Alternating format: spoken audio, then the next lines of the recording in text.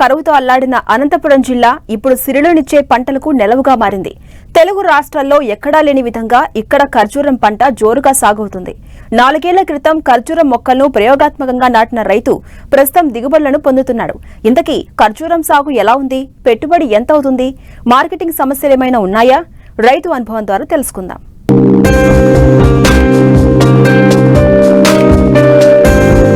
అందరిలాగే మూస ధోరణిలో పంటలు సాగు చేస్తే నష్టాలు తప్ప లాభాలు ఉండవు. అందుకే మార్కెట్లో డిమాండ్ ఉండే పంటలను ఎంచుకుని సాగులో వస్తున్న నూతన సాంకేతిక పరిజ్ఞానాన్ని ఉపయోగించి సాగు చేస్తే లాభాలు తప్పకుండా వస్తాయి. ఇందుకు నిదర్శనమే అనంతపురం జిల్లా గార్లదిన్నె మండలం మర్తాడు గ్రామానికి చెందిన రైతు రమణారెడ్డి. ఇప్పటికే డ్రాగన్ ఫ్రూట్స్ సాగు చేపట్టి విజయం సాధించిన ఈ రైతు ఇప్పుడు ఖర్జూరను సాగు చేసి సక్సెస్ అయ్యారు.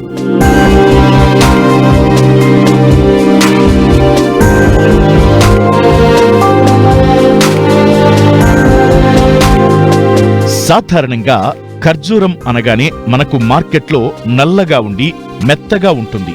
కానీ ఈ తోటలో చెట్లకు కాసిన పండ్లు ఎల్లో కలర్లో ఉంటాయి. ఇది బర్హీ రకం. ఇది కాయగా ఉన్నప్పుడు ఆకుపచ్చ రంగులో ఉంటుంది. పండు అయ్యాక పసుపు రంగులోకి మారుతుంది. సాధారణంగా ఖర్జూరాన్ని బెల్లంలో ఉడకబెట్టి ప్రాసెస్ చేస్తుంటారు. కానీ ఇది ఫ్రెష్ ఫ్రూట్, నేరుగా చెట్టు నుండి కోసుకుని తినేయవచ్చు. ఈ రకాన్ని రైతు రమణారెడ్డి 4 సంవత్సరాల క్రితం అబుదాబి నుంచి 250 మొక్కలను తెప్పించి నాటారు. అందులో 200 మొక్కలు ఆడవి, 50 మగ మొక్కలు ఉన్నాయి. ఒక్కో మొక్కకు 4,250 రూపాయలయ్యింది. నాటిన 3వ ఏడాది కొద్ది మొత్తంలో దిగుబడి వచ్చింది. ప్రస్తుతం 4వ సంవత్సరం దిగుబడులను తీస్తున్నారు. ఫ్రెష్ ఖర్జూర్ అనమాట. ఇది సాగు చేయబట్టి ఇప్పుడు ఇది 4వ సంవత్సరము. ఇంకా ఫస్ట్ క్రాప్ అనమాట. ఇది కాపు వచ్చి మనం ఇది మొక్క పెట్టినాక 4 సంవత్సరాలకి కాపు వచ్చిందనమాట. ఇది మేము అక్కడ అబుదాబి నుంచి మొక్క తెప్పించామన్నా. ఒక మొక్క వచ్చి 4,250 రూపాయలు పడిందనమాట. అంటే దీంట్లో మగ ఆడనుంటాయి. మనము 100 మొక్కలకు వచ్చి ఒక 10 మొక్కలు వచ్చి మగ మొక్కలు పెట్టుకోవాలన్నమాట. ఇది మనం ఎందుకు మగ మొక్కలు అంటే పూత వచ్చినప్పుడు సంపర్కం చేయాలన్నమాట. అంటే మిగతా పంటలకైతే తేనెటీగలు సంపర్కం చేస్తాయన్నమాట. దీనికి అట్లా కాదనమాట. మనం హ్యాండ్ పాలినేషన్ చేయాలి. అవి సెల్ఫ్ పాలినేషన్ చేస్తాయి. మిగతా పంటలకి మనం హ్యాండ్ పాలినేషన్ అంటే ఇది సంవత్సరము ఫిబ్రవరి నెలలో ఫ్లవరింగ్ స్టార్ట్ అవుతుంది. ఫ్లవరింగ్ వచ్చిన తర్వాత మొగ్గ అది ఇడిగిన తర్వాత మనం మగపూత తెచ్చి ఆడపూతలకి ప్రతి ఒక్క గొలకి సంపర్కం చేయాలన్నమాట. అట్లా చేసినాక మనకి 150 రోజులకి పండు అవుతుందన్నమాట. ఆ పండు అయినాక దాన్ని మనము మార్కెట్కి అట్లా విక్రయించవచ్చు. నేను ఇవి 250 చెట్లు ఉన్నాయన్నమాట. అంటే మళ్ళీ మగ వచ్చి 50 చెట్లు ఉన్నాయి. ఇవి ఆడ వచ్చి 250 చెట్లు ఉన్నాయి. మనకి పెట్టుబడి ఇప్పుడు ప్రస్తుతానికైతే అంతా నాకు ఒక 12 లక్షల వరకు వచ్చింది. అంటే ఎరువులు అంతా కలిసి ఈ సంవత్సరం చూడాలి. ఇప్పుడైతే మనకి ఒక 5 టన్నుల వరకు అమ్మినాము. ఇంకా ఒక 5 టన్నులు అవుతుంది. కానీ కొద్దిగా ఏమన్నా అంటే దీంట్లో మార్కెట్ సమస్య విపరీతంగా ఉందన్న. ఇది పలానా మార్కెట్కి పోతే ఇన్ని టన్నులు తీసుకుంటారనేది ఎక్కడా లేదనమాట మార్కెట్. మేమే ఏం చేస్తున్నామంటే హైవేల మీద అట్లా లేడీస్ని పెట్టి రోజుకి వాళ్ళకి 500 కూలిచ్చి కిలోల ప్రకారం అమ్మిస్తున్నాము. ఇది హోల్సేల్గా అయితే మనకి 120 రూపాయలు ఉందినా. తిరుపతి పంపిస్తున్నాము, హైదరాబాద్ పంపిస్తున్నాము, బెంగళూరుకి సిటీ మార్కెట్ పంపిస్తున్నాము, మళ్ళా చెన్నై వచ్చి కోయంబేడు మార్కెట్ పంపిస్తున్నాము. వాళ్ళే ట్రాన్స్పోర్ట్ అంతా మనకు సంబంధం లేదు. 120 రూపాయలతో ఇస్తున్నాము.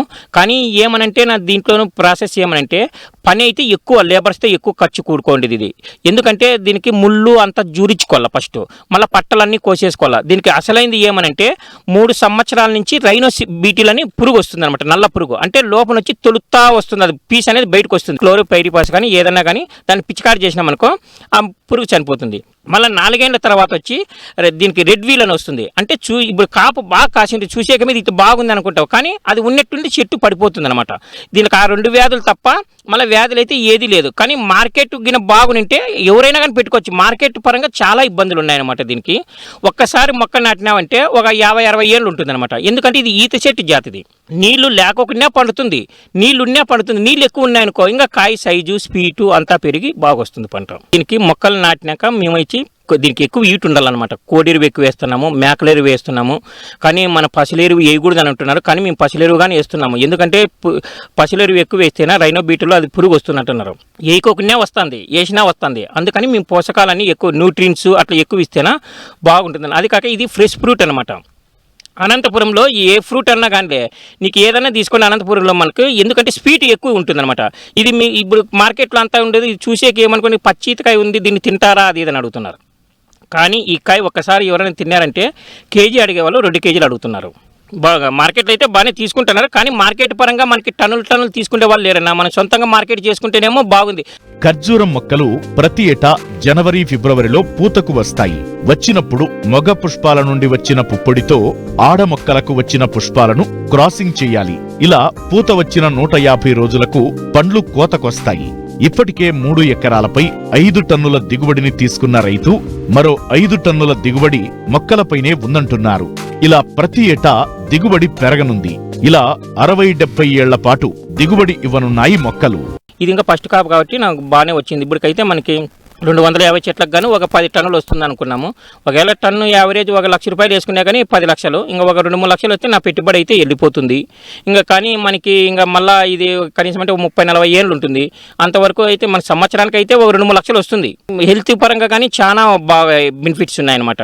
ఇది మనకి యాపిల్ పండు మాదిరి, ఫ్రెష్ యాపిల్ మాదిరి తిన్నారంటే మీరు ఒకసారి తినంటే మళ్ళీ అడుగుతారనమాట. బాగుంటుంది తినేకైతే. కవర్ ఏంటంటే ఇది వానకి అట్లా నానుకోకుండా ఉండకూడదు. నానిందనుకో కాయ వచ్చి డ్యామేజ్ అవుతుంది. ఆ డ్యామేజ్ కాకుండా కవరింగ్ అది ఇదంతా వేయాల. ఏంటంటే మనకి ఆల్రెడీగా డ్రాగన్ ఫ్రూట్స్ తోట ఉంది. ఇవి 2 హెల్త్ పరంగా బాగున్నాయి కాబట్టి, అది కాక మేము ఏదన్నా కానీ ఆర్గానిక్లోనే పండిస్తున్నాం అనమాట. ఎందుకంటే మనతో పాటు ఒక 10 మంది ఆరోగ్యాలు బాగుండాలి, నా కాన్సెప్ట్ అది. ఎందుకంటే మనకి ఆర్గానిక్లో పండిస్తే కొన్ని రోగాలు అనేది దగ్గరికి రావు. ఇప్పుడు ఏదన్నా చూసుకో, ప్రతి ఒక్క ఫ్రూట్ కానీ ప్రతి ఒక్కటి అంత మందులు కొట్టి ఎక్కువ పండిస్తున్నారు. ఒకవేళ మనకి దిగుబడి తగ్గుతుంది, తగ్గితే మానే, కానీ ఆరోగ్యపరంగా బాగుంటుంది అనమాట, హెల్తీగా. అది కాక మార్కెట్లో కానీ ఒక 10-20 వేలు టన్ను ఎక్కువ పోతుంది ఆర్గానిక్లో పండిస్తే. కానీ ప్రభుత్వ పరంగా ఏదైనా మార్కెట్ ప్రకటించి మార్కెట్ పరంగా హెల్ప్ చేసి ఏదైనా చెట్లకి దానికి అంత సబ్సిడీలు అట్లా ఇచ్చినారనుకో, రైతులు కానీ ఎవరైనా కానీ ముందుకొచ్చి పంటలు పెట్టుకుంటారనమాట. ఎందుకంటే ఇది ఒక్కసారి నాటినామంటే 30-40 ఏళ్ళు ఉంటుంది. అది కాక పెట్టుబడి కానీ ఒక్కసారి 1 టైం, మళ్ళీ 2వ సంవత్సరం నుంచి నీకు ఎకరాకు అంతే బాగంటే నువ్వు ఇట్లా కవర్లకిను ఇట్లా ప్యాకింగ్ ఖర్చు అది ఇదంటే 2 లక్షలు వస్తుంది అనమాట. ఎకరాకు 2 లక్షలు ఖర్చు అయితే వస్తుంది. కానీ మనకి ఒకవేళ ఒక 7-8 టన్నులు రాండి, ఒకవేళ మనకి భవిష్యత్తులో 1 లక్ష రూపాయలు పోయినా కానీ 7-8 లక్షలు, దాంట్లో 2 లక్షలు తీసితే సంవత్సరానికి అయితే 5 లక్షలు అయితే ఆదాయం అయితే వస్తుంది. ఏమంటే మార్కెట్ పరంగా ఇబ్బంది ఉందన్నమాట. మార్కెట్ పరంగా అందరూ ఎదవడుతున్నారు, ఇది ఎక్కడ పిల్ల ఏమి కథ, అట్లే ముందుకు ఎవరైనా ముందుకు రావాలంటే రాలేకపోతున్నారు. పంట ఆరంభంలో పెట్టుబడి ఎక్కువైనా పూర్తి పంట కాలంతో పోల్చుకుంటే ఆ పెట్టుబడి లెక్కలో కూడా రాదు. ఒక్కసారి నాటితే దాదాపు 70 సంవత్సరాల పాటు పంటను తీసుకోవచ్చు. ఇతర పంటలతో పోల్చితే తక్కువ శ్రమతో అధిక లాభాలు పొందవచ్చని రైతు అనుభవం నిరూపిస్తోంది. తోటి రైతులు కూడా మార్కెట్లో డిమాండ్ ఉన్న ఆధునిక పంటలను సాగు చేస్తే మంచి లాభాలు గడించవచ్చు.